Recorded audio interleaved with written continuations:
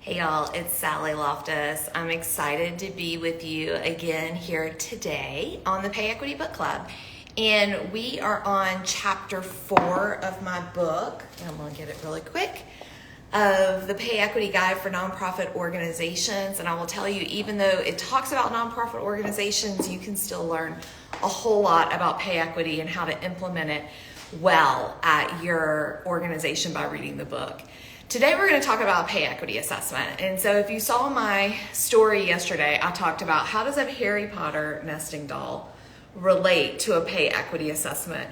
And I'm going to tell you. One is that, you see this, right? And you think, okay, this represents one person and they're out. But then when you think about the story of Harry Potter and think about kind of pay equity in general, what you're going to know is that it takes a whole lot more people than just one person, right, to do all the work. Harry Potter didn't do everything on his own, right? He had lots of help. Ooh, that sounded loud.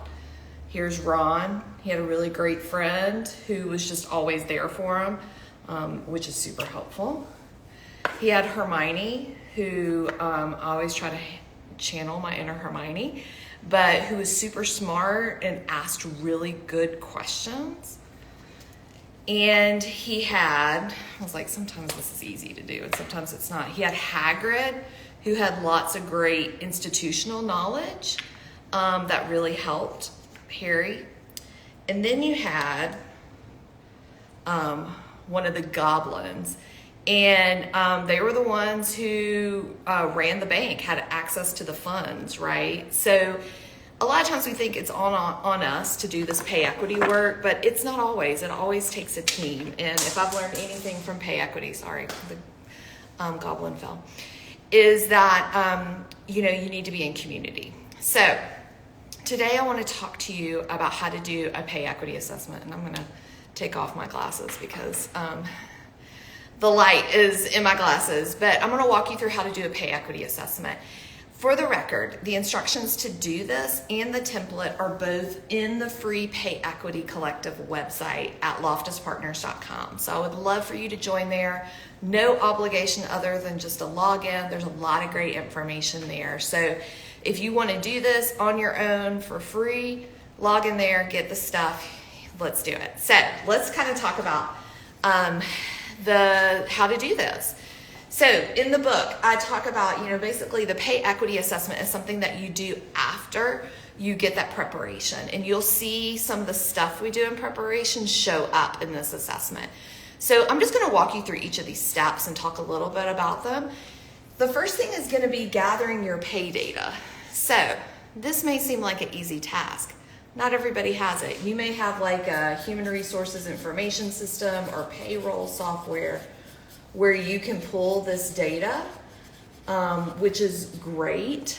And, if you feel good about your data, sometimes people have maybe data integrity issues. So that's kind of the first part, is just really getting your data with that demographic information, which we're going to talk about in the next step. So again, that may be a big process for you if you don't have a good system, and I totally understand that. I've been in that situation. The second thing you're going to do is you're going to pull that data, and then first I would encourage you to sort it from the lowest paid person to the highest paid person. And what I do in this work is that even if you have part-time people or maybe seasonal people, is I just kind of calculate their annual pay based on maybe their hourly wage and just have everybody at the same kind of assumption of annual wages, so I can understand kind of the fluctuation and not get thrown off by the part-time data. So you're going to want to chart the data. So from kind of, from lowest to highest. And then you're going to kind of see what happens with your data. So this is an example, kind of like a typical, there's no normal in this, but typical is that there's a gradual progression, right? From lowest to highest paid as you add responsibilities, experience, things like that. So sometimes what I see is this, then, you may have a situation where you kind of have like a bumpier way up. That could potentially, be a sign of too big of gaps or maybe too big of salary spreads. Sometimes I see this actually quite a lot, is that everybody's kind of at the same or there's minimal growth, and the CEO, executive director, top person has a super high wage above everybody else. So first, the reason you want to chart this data is because you just kind of want to see what the breakdown is. You want to kind of see what the curve is going to be on here and be like, you're looking at a lot of different angles of looking at the pay data. Always encourage you to be curious, not judgmental. So this is just kind of ways to look at the data. The second thing is you want to sort the pay data I do it by different demographics. And if you download the spreadsheet on the Pay Equity Collective, you're going to see this. So I typically look at by job, department, race and ethnicity, gender, age, tenure, highest and lowest paid. And then I also do an intersectional analysis. So let me kind of walk you through what these are. This is just different, again, ways to kind of look at the data and sort through things that may look kind of wonky to you, which everybody has wonky data, don't worry. Is that, by the job. So, people may say, well, we don't have anybody who has similar jobs. Well, do you have jobs that kind of have similar skill level? You could group those together and look at that.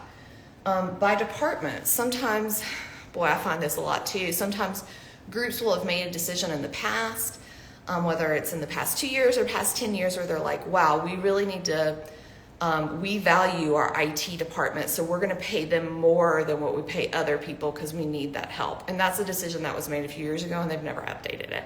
Same thing with fundraising, same thing with HR, or same thing with an executive.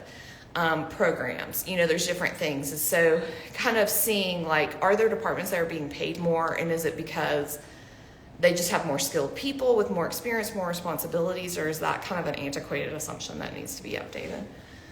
Race and ethnicity is really important.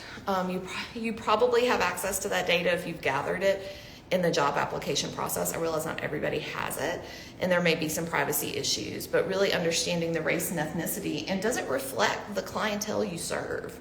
That's really important because you want people to see themselves reflected in the ways you show up. Gender, this is one that I work with a lot these days because a lot of groups only have male or female as an option. Being able to add more gender options and a prefer not to share, which you can add to all these kind of demographic things, is super important. That may be an action that you can take right now. Age is important because what I see is that a lot of, at least nonprofits I'm talking about, you start seeing kind of people over age 55 eventually not be represented in nonprofits. And because there's not options for people maybe who want to go part-time and who are really experienced or want to kind of just take it down a notch in their work pace, and there needs to be pathways. So that's something that's not related to pay equity, but is definitely something about inclusion. So again, you're just kind of at this point making observations. You're not doing anything yet. Tenure, are people who've been with you longer staying with you? Are they being paid the same rates that the people who've joined you recently? Highest and lowest, things like that. So again, all of this, and then I add all these together in my analysis to look at the intersectional identities on that. So you can add, take away this data, but it's a really good way, again, to kind of get into that nesting doll analogy I just used of getting down into the data. So the next piece is going to be comparing with cost of living. And so if you look at, you've made this chart up here, and you've got, let's just say, you've got these data spots, is that in the preparation phase that we talked about last week, you will have pulled the cost of living for where your people are. And so then you want to add that. I'm going to change colors so you can maybe see it better, is you want to add the cost of living here so you can see, how many people are being paid at or below. That's something you're probably going to need to work on pretty soon. And then the other thing is asking employees, and this is part of your preparation, right, that you did in the last phase, which is just talking to employees. Like, what are your biggest worries about expenses? How do you know you're being paid enough? What are the benefits that mean the most? So kind of adding, like, is there anything else kind of from employees that you need to add, like any additional cost you need to be thinking about, or upcoming laws that could impact them. Again, kind of really understanding what employees are experiencing. And then the last piece is review the data. So after you've put all this together, then you're going to review the data and start to make some kind of observations. Again, it could be just simply list. And in my pay equity book, I walk through the example with somebody named Isa, who is a nonprofit operations director who is trying to do this work. And I walk through an example of her doing it in a specific area. And it's actually a rural and remote area in North Carolina, which is really important because that data is not as accessible. And a lot of times there's a myth that it costs less to live in these rural areas. And often these groups will compare their salaries to what other people are paying, and which is cost of labor, which is typically lower than what the cost of living is. And so they may wonder, well, we're paying what everybody else is paying in this county or in this town, but we're not able to retain people. It's probably because they can't live there. So, because it's too expensive. So these are just kind of some of the pieces of the pay equity assessment.